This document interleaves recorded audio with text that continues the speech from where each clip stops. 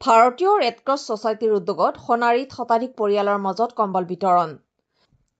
ভাৰতীয় red cross ছ'চাইটিৰ চৰাইদেউ জিলা সমিতিৰ উদ্যোগত চৰাইদেউ জিলাৰ সদৰ সোণাৰী নগৰৰ টিয়ক ৰজাবাৰী চাহ-বাগিচাৰ পূজাগৃহত দৰিদ্ৰ হিতাধিকাৰীৰ মাজত কম্বল বিতৰণ কৰা হয়।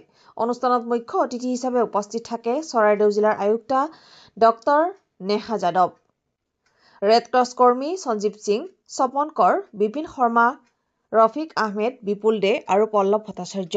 অনুষ্ঠানত জিলাখনৰ শতাধিক দৰিদ্ৰ পৰিয়ালক একোখনকৈ কম্বল দিয়া হয়।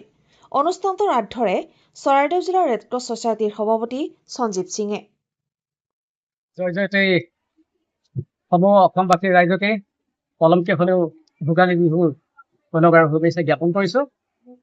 আজি Indian red cross society Charaideo জিলাৰ সোণাৰী শাখাৰ উদ্যোগত আমি আমাৰ কিছু ৰাইজক এই ঠাণ্ডাৰ বতৰত অলপ আমি ব্লেংকেট ডিষ্ট্ৰিবিউশ্যন কৰাৰ এটা কাৰ্যসূচী লৈছিলোঁ আৰু ইয়াত আমাৰ চৰাইদেউ জিলাৰ বিভিন্ন ঠাইৰ পৰা ৰাইজ আহি গোট খাইছে আৰু ইতিমধ্যে আমি আমাৰ DC মেম যিহেতু আমাৰ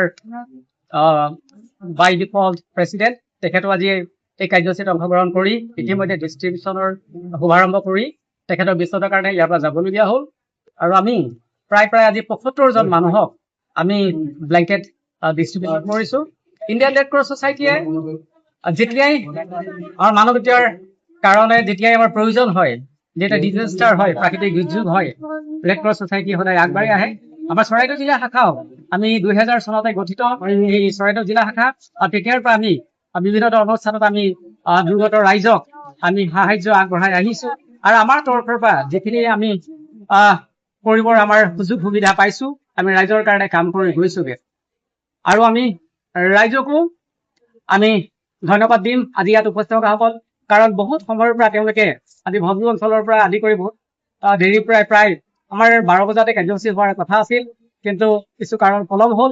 ৰাইজসকলে যথেষ্ট কষ্ট স্বীকাৰ আমি তেখেতলোকক ধন্যবাদ জ্ঞাপন কৰিছো আৰু আমি ৰেড ক্ৰছ ছ'চাইটি চৰাইদেউ জিলাই আমি অনাগত দিনবিলাকতো যেতিয়াই প্ৰয়োজন হ'ব, মানৱীয়তাৰ যেতিয়াই দুৰ্যোগকে স্বাস্থ্যৰ অৱনতি হ'ব বা যিকোনো ধৰণৰ প্ৰাকৃতিক দুৰ্যোগ যদি হ'ব, আমাৰ তৰফৰ আমি সদায় একাগ্ৰতাৰে আৰু আন্তৰিকতাৰে কাম কৰি যাম বুলি প্ৰতিজ্ঞাবদ্ধ আমি আৰু সদায় আমি কাম কৰি যাম।